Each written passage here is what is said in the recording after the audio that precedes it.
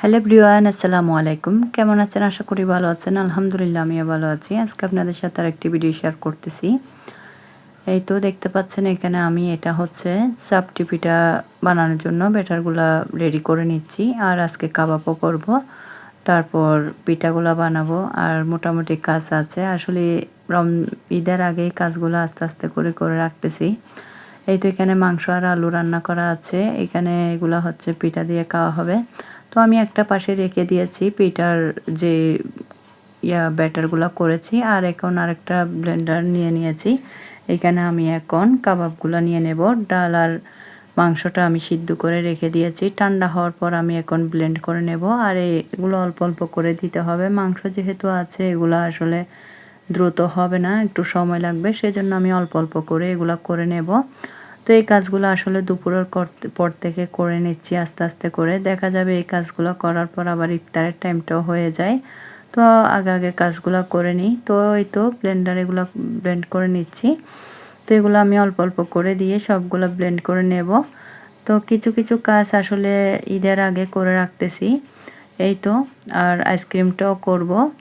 এই তো এখানে হচ্ছে আমার কাবাবটা রেডি করার জন্য মাংসটা হয়ে গিয়েছে। বাকি জিনিসগুলো আমি পরে দেব। এখন এগুলো একটা পাশে রেখে দেব ব্লেন্ড করে। আর যেহেতু আরেকটু পরে ইফতারের টাইম হবে, টাইমটা হলো আসলে দেরিতে হলো, আমাদের আগে থেকে সবগুলো করতে হয়। গ্যাসের সমস্যার কারণে আর তেলে ভাজা কিছু করতে গেলে আসলে এগুলো গ্যাস লাগে। আর পিঠাগুলো বানাতে গেলেও গ্যাসের আঁচ মোটামুটি ভালোই থাকতে হয়। একদম অল্প আছে এগুলো হয় না। দেখা যায় অল্প আছে এগুলো করতে গেলে উপরে সাদা সাদা হয়ে থাকে। তো আমি এর বেটারটা ভালো করে একটু নেড়ে চেড়ে দিচ্ছি। প্রথমের পিঠাটা তেমন ভালো হয় নাই, এটা হচ্ছে একদম প্রথমের পিঠাটা। আর বাকি পিঠাগুলো আসলে আমি ভিডিও নিতে পারি নাই, শেষের দিকে আসলে এত তাড়াহুড়া করে করতেছি সেজন্য। এই তো দেখতে পাচ্ছেন এখন আমি এখানে পেঁয়াজ বেরেস্তা করে নিচ্ছি। এগুলো হচ্ছে আমি ইফতারের পরে এই কাজগুলো করতেছি, কারণ ইফতারের আগে যদি করতে যাই আমার আসলে সময়টা হচ্ছে না। সেজন্য আমি পেঁয়াজ বেরেস্তাটা করে ইফতারের পরে তো দেখতে পাচ্ছেন এগুলো ঠান্ডা করে নিয়েছি। এখানে ধনেপাতা কুচি, পুদিনা পাতা, তারপরে এগুলো কুচি করে নিয়েছি, কাঁচামরিচ, সস, মশলা সব কিছু দিয়ে ডিম দিয়ে এগুলো আমি মিক্স করে নিচ্ছি ভালো করে। প্রথমে আমি একটা ডিম দিয়েছি। তো একটা ডিম দিয়ে আমি আগে ভালো করে দেখব, এরপরে আবারও আরেকটা দেব। আর এর ডিম দেওয়ার আগে, মিশানোর আগে আমি সুন্দর করে পুদিনা পাতা, ধনে পাতা, পেঁয়াজ বেরেস্তার সাথে মশলাগুলো ভালো করে মিক্স করে নিচ্ছি, ভালো করে নরম করে এগুলা। তারপর ডাল আর মাংসর মিশ্রণগুলো আমি একসাথে মিক্স করব। দেখতে পাচ্ছেন এটা নরম হয়ে গিয়েছে। এখন আমি একসাথে এগুলো মিক্স করে নেব। এই তো আসলে এই কাবাবগুলো করতে সময় লাগে, কিন্তু আসলে খেতে খুব একটা সময় লাগে না। তো এগুলা অনেকক্ষণ সময় ধরে মাংসটা সিদ্ধ করতে হয়। তো মাংস সিদ্ধ করা হওয়ার পরে এরপরে হচ্ছে এটা আসলে করতে হয়, অনেক সময় লাগে মোটামুটি।